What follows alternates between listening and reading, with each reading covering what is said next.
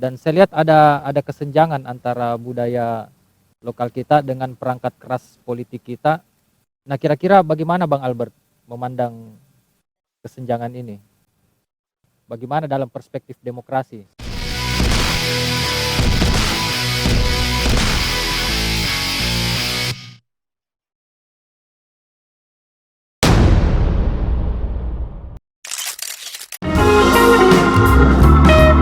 Selamat sore teman-teman semua dan pemirsa Media TV.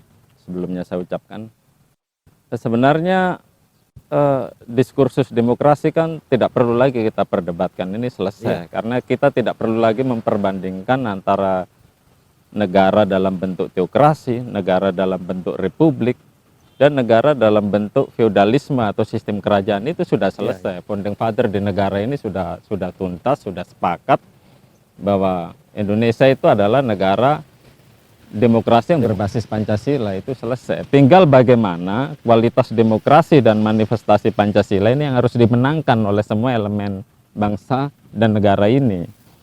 Untuk membangun kota, saya melihat demokratisasi itu harus ditempatkan bagaimana seorang kepala daerah harus mampu menyelesaikan permasalahan-permasalahan yang ada di kota Makassar itu sendiri. Banjir, kemacetan, abrasi yang kemarin dipersoalkan oleh teman-teman NGO berbasis lingkungan, belum lagi masalah pembangunan fisik yang sebenarnya bukan prioritas. Tadi Bung Ula mengatakan sebenarnya di atas kertas porsi pendidikan dan kesehatan ada, bahkan itu sudah diputuskan di Musrembang Kota, tapi kenapa porsinya ternyata membengkak di Dinas PU, lebih prioritas Dinas PU. Ini kan persoalan tersendiri dalam tata kelola anggaran.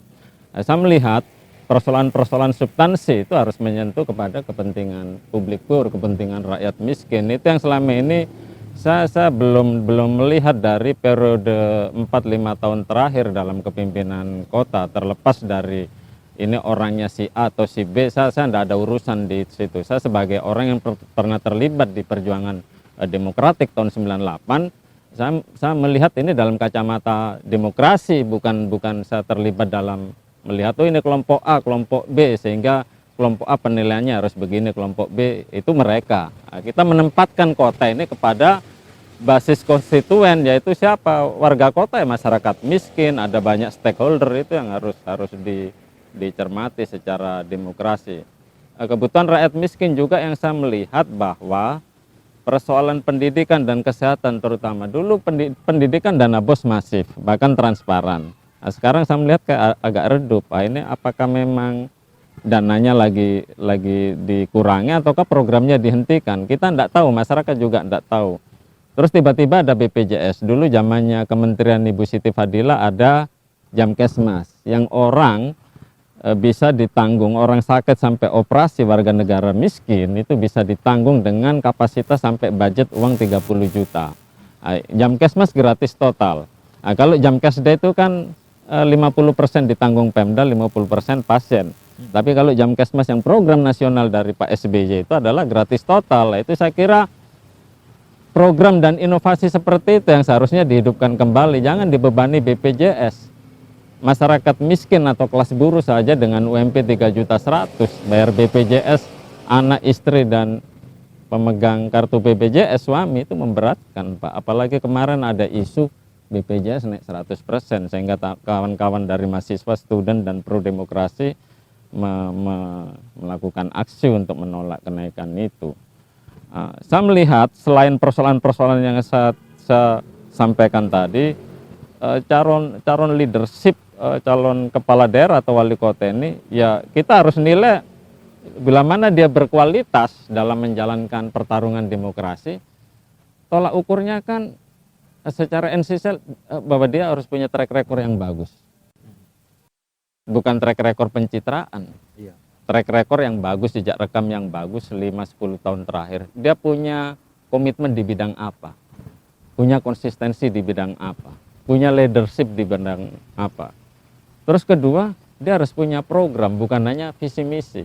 Nah, ini saya melihat program kebanyakan minta maaf, hampir-hampir sama ini Pak Ketua. Jangan-jangan copy paste dirubah-rubah. Saya belum melihat program yang bersifat, nggak usah jauh-jauh, yang visioner, yang inovasi lah. masing-masing konsultannya akrab. Ah. Yang inovasi lah. Inovasi ini maksudnya apa? Problem rakyat miskin, problem lingkungan hidup, program pelayanan pendidikan kesehatan. Ini harus mampu diselesaikan. Apalagi APBD kita di Kota Makassar ini hampir 4 triliun, Pak. Ya. 3 triliun lebih. Masa tidak bisa ditarik 20% untuk penanggulangan kemiskinan, untuk penanggulangan pendidikan kesehatan yang berpihak kepada rakyat miskin.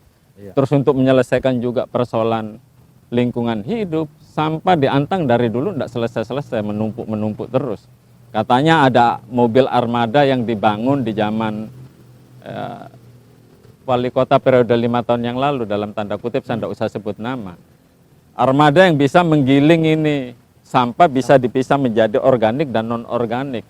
Kenyataannya beli armada sama ya, modelnya aja, casingnya begitu, tapi sama aja pengangkutan sama sampah doang. Nah, ini kan habis anggaran daerah dipakai seperti itu. Saya kira esensi otonomi daerah itu tidak menjadikan posisi sebagai raja-raja kecil. Otonomi daerah itu harus punya political will yang baik dalam tata kelola anggaran, membuat legislasi atau perda pro rakyat, dan jangan menjadikan otonomi daerah politik pragmatisme kepentingan elit untuk memperkaya atau memperkuat keuntungan pribadi dengan gerbong politiknya.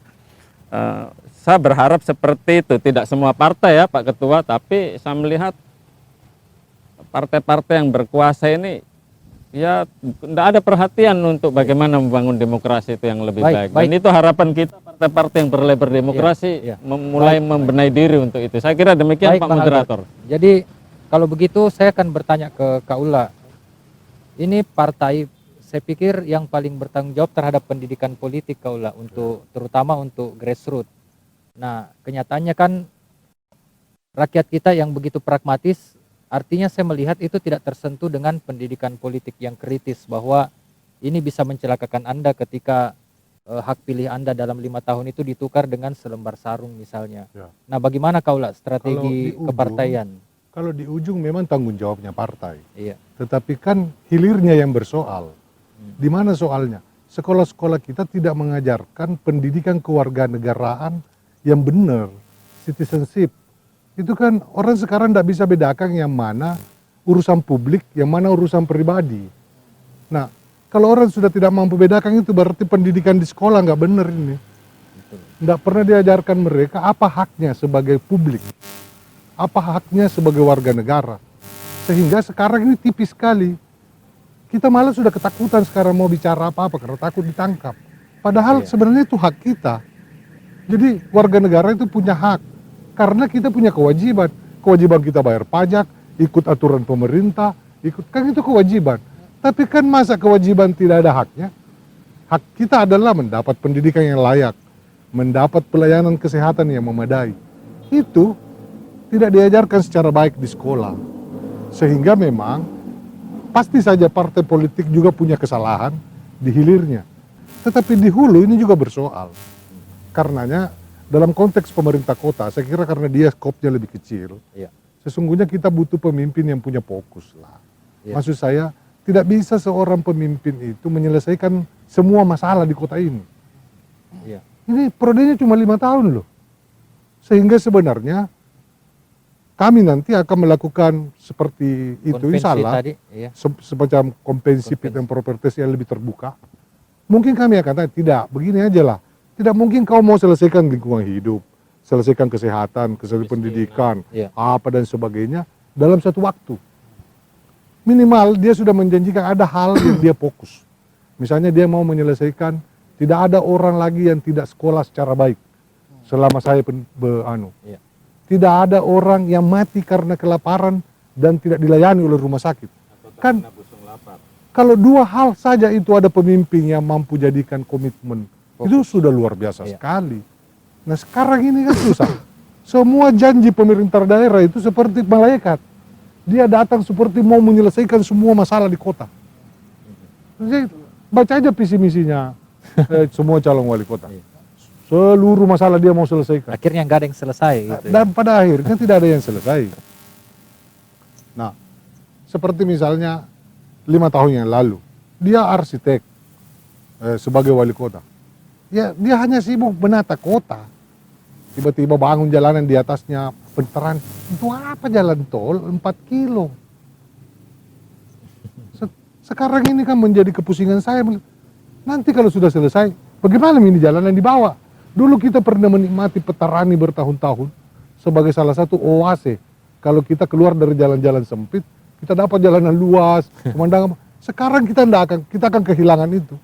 Lihat 1-2 tahun yang akan datang. Nah, soal-soal seperti ini kan kelihatan sederhana, tapi itu sangat mengganggu perasaan kita sebagai warga kota. Nah, itu maksud saya. Jadi memang pilkada memang harus menjadi kerjaan bareng-bareng lah.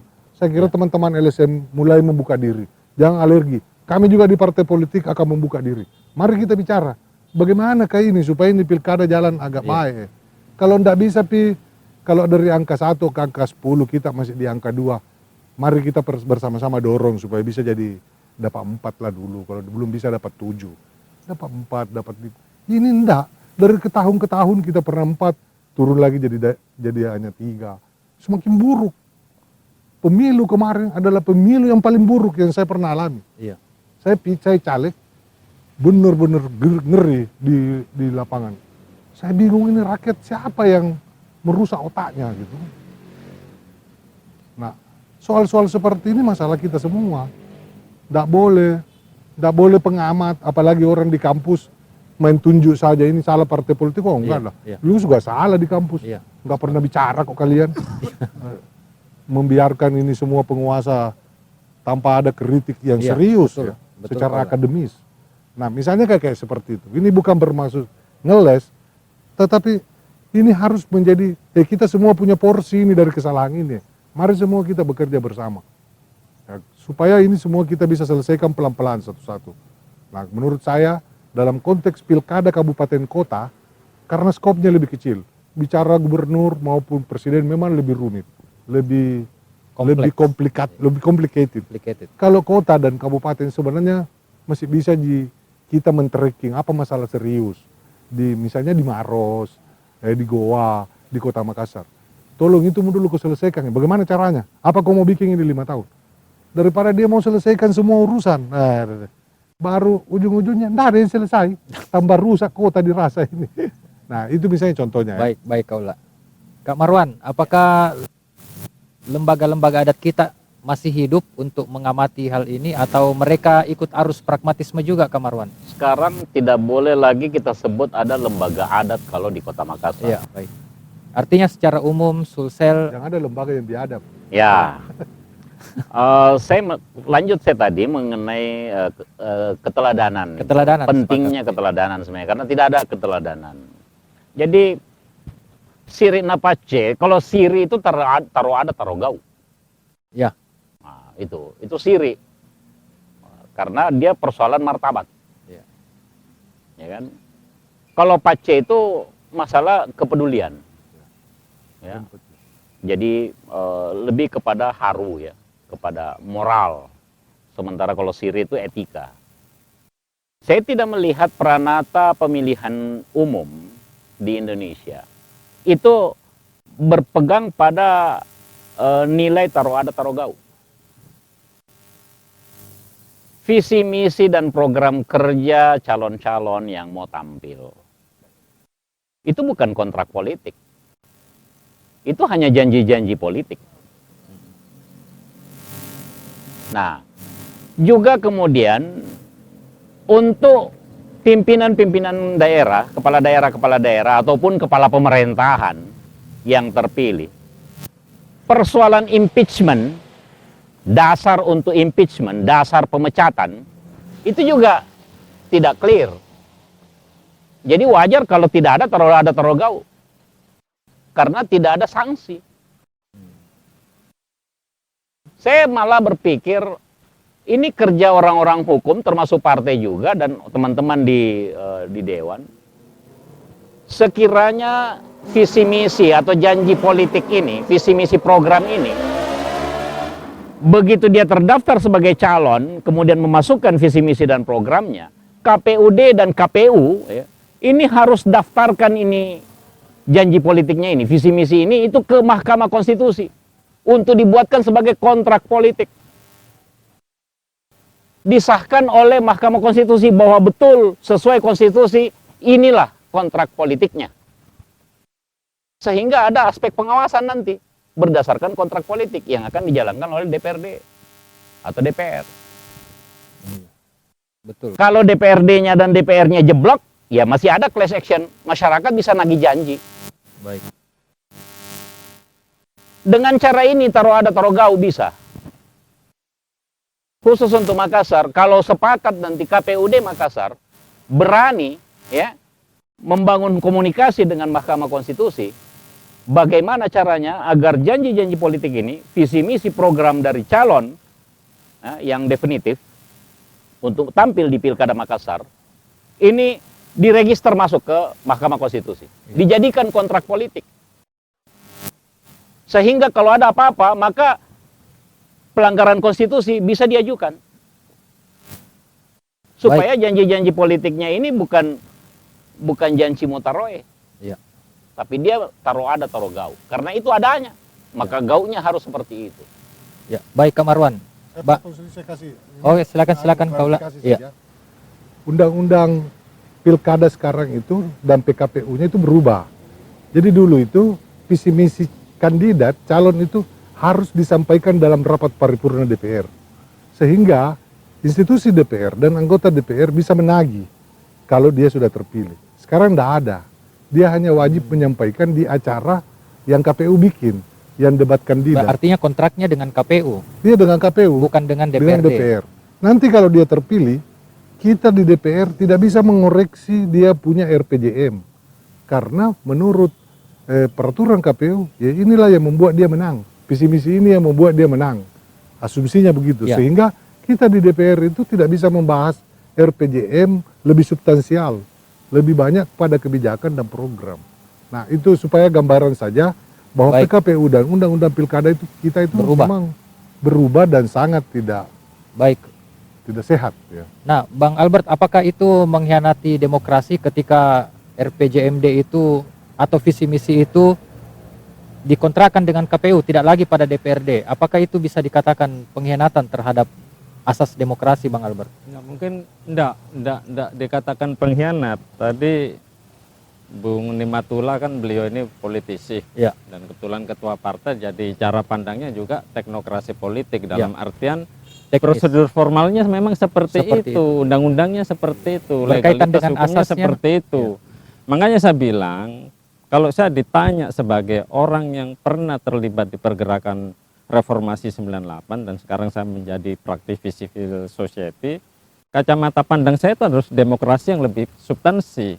Jadi instrumen demokrasi itu ada partai politik, ada negara, ada publik, ada civil society, dan juga KPU sebagai penyelenggara kepemiluan, karena dia adalah lembaga negara yang diberi mandat untuk melaksanakan itu. Terus satu, aktor politik. Nah, aktor politik ini adalah yang saya sebut tadi, harus punya track record yang baik, track record yang bagus. Kedua, harus punya program. Tidak usah jauh-jauh program visioner, program inovasi saja. Ada skala prioritas mana yang didahulukan dalam 3-4 tahun ke depan ini. Itu yang saya maksud. Jadi saya tidak sibuk dalam isu atau urusan atau hal-hal yang bersifat perdebatan antara teknokrasi, regulasi, dan implementasi. Tapi kita melihat dulu aktornya, siapa aktor yang akan pantas menuju Makassar 2020. Itu yang harus dikritisi dulu. Yang lain itu menurutku komplementer. Saya kira demikian, moderator. Baik. Tapi artinya kan seperti ini, bagaimana menurut Kak Marwan tadi kan kita butuh civil society atau dalam hal ini misalnya DPRD mengontrol apa yang sudah dijanjikan, taruh ada taruh gau. Iya. Solusi. Tapi yang menjadi pertanyaan, ada tidak ruang demokrasi dalam regulasi yang mengatur itu? Nah, artinya apakah itu memungkinkan? Ya, itu tanggung jawab DPR, karena dalam hukum tata negara, J.J. Rossi dan Montesquieu teman saya mengatakan res politika itu ada yudikatif, legislatif, eksekutif. Pembuat undang-undang ini dua, Bung, yaitu eksekutif, legislatif. Dan sekarang karena perkembangan demokrasi yang lebih modern, ada lagi yang namanya Koalisi State atau Komisi Negara, lembaga negara independen, yaitu KPK, Komnas HAM, Komisi Yudisial, dan lain-lain. Tapi pembuat undang-undang di eksekutif legislatif, itu tugas mereka, saya kira artinya demikian. Kembali ke aktor ya. Kira-kira isu lingkungan seberapa penting untuk didorong? Kita lihat tadi ada banyak persoalan kan selain dan saya mau memprofiling Kota Makassar ya. Kota Makassar itu luasannya kurang lebih 17.000 hektar. atau 17 km persegi. 17 koma sekian kilometer persegi. Sekarang 60%, 65% di dataran Kota Makassar, itu sudah dibetonisasi. Jadi sudah 65% kemampuan tanahnya Kota Makassar tidak mampu lagi menyerap air. Karena sudah dibangun beton, dibangun pondasi, dibangun rumah, dibangun hotel, jalan dan lain-lain. Dari 35%-nya, atau dari 100%-nya, tanah Kota Makassar yang tertanami pohon itu hanya 9,1%. Nah, tanah tanpa pohon juga tidak akan mampu menyerap air. Karena akar tanaman akar pohon yang membawa air itu masuk ke bawah tanah. Jadi kalau tidak ada pohon atau tumbuhan di atas tanah, maka air itu akan tetap mengalir ke sungai, tetapi membawa lumpur dari tanah daratan. Itulah yang sering ditemukan, sungai itu mengalami pendangkalan, di pesisir itu ada yang disebut delta atau tanah tumbuh. Itu tanah-tanah yang dari bawaan air hujan di saat, karena air itu tidak mampu ke meresap. Itu satu. Jadi kita dalam konteks dalam konteks kelahanan, dalam konteks lahan kota ini sudah masuk kategori rawan sebenarnya. Rawan ya. Rawan. Tidak mampu, daya dukung daya tampung lingkungan hidup kota ini sudah mengalami penurunan yang signifikan. Signifikan. Nah, sementara potong jari saya, kalau kita tidak tanya semua para kandidat, mereka bercita-cita untuk menaikkan APBD, itu pasti. Cita-cita mulianya seorang wali kota adalah mengupgrade APBD mereka. Pendapatan daerah mereka harus naik dari tahun ke tahun. Maka disebut dengan pertumbuhan 6%, 7%, ya. Dan Kota Makassar beberapa tahun yang lalu di bawah kepemimpinan Pampo dan Pemantau harus kita akui mengalami peningkatan ekonomi yang signifikan, 7% waktu itu. Paling tinggi di seluruh kota di Indonesia. Nah, pertanyaannya, kalau kita ingin batasi pembangunan, karena suka tidak suka, cara untuk meningkatkan PAD itu dengan investasi. Investasi, masuk investasi, kemudian tenaga kerja direkrut, pajak naik, daya konsumsi publik naik, otomatis uang berputar, sirkulasi ekonomi jalan, sehingga pertumbuhan ekonomi meningkat. Kira-kira begitu. Iya. Semua sendi-sendi ekonomi berfungsi, sehingga begitu. Nah, tetapi melihat sekarang, kalau ingin pertumbuhan terus digalakkan, otomatis 35% itu akan tergerus dari hari ke hari, dari tahun ke tahun. Nah, sementara kota ini hanya 9,1% daerah lindungnya, kawasan hijaunya. Kalau dalam Undang-Undang Tata Ruang itu kan 30% wilayah lindung. Ya. Kota Makassar memenuhi 30%. Kalau di kabupaten dan di provinsi itu kan disebut dengan kawasan lindung, minimal 30%. Kalau di kota itu namanya ruang terbuka hijau. Ya. Nah, itu kita tidak cukup. Tidak memenuhi. Diperluas, enggak mungkin. Maukah pertanyaannya? Kalau mau, maka saya akan menjadi tim suksesnya. Kalau ada orang calon kandidat yang mau meningkatkan RTH, memperluas RTH dan maksimalkan 35% itu menjadi daerah publik, kawasan publik, saya akan Baik. Tapi itu bentar, saya menang. Nah, dengan begitu ekonomi pasti akan terganggu kan, akan mengalami peningkatan. Jalannya ada dua. Sama seperti pertanian sebenarnya, intensifikasi atau ekstensifikasi. Penguatannya atau perluasan. Kalau diperluas, maka akan beresiko terhadap ekosistem lain. Makanya ada reklamasi. Ada reklamasi, ada perluasan, ada pemanfaatan ruang terbuka, ruang kosong, ya, seperti misalnya jalan menuju BTP, dari BTP menuju tol itu kan jelas ruang kosong, itu sekarang sedang mau dieksploitasi. Dengan cara itu yang bisa dilakukan. Dan ini sangat beresiko bagi ketahanan kota kita. Karena lagi-lagi ingat, kota Makassar ini kota yang disanggah, yang dijaga oleh 2 kabupaten, yang hidupnya sebenarnya, keselamatannya sebenarnya, keamanannya ditopang oleh 2 kabupaten, Maros dan Goa. Kalau Goa itu jebol, habislah juga kita. Di tengah kemampuan daya tahan dan daya tampung lingkungan kita sangat rendah. Pemimpin kota Makassar ke depan harus punya visi ke arah itu. Karena 2025, 2030 kalau tata kota kita ambruk, rusak, maka bencana itu akan semakin banyak terjadi. Baik. Makanya kita butuh sosok calon wali kota yang tegas, yang berani, yang tidak bisa diperintah oleh siapapun. Dia punya kemampuan independen, dia independen, dia punya ahli dan dia bisa komunikatif dengan publik, dengan kelompok masyarakat sipil dan kelompok partai. Ya, baik Bang Amin.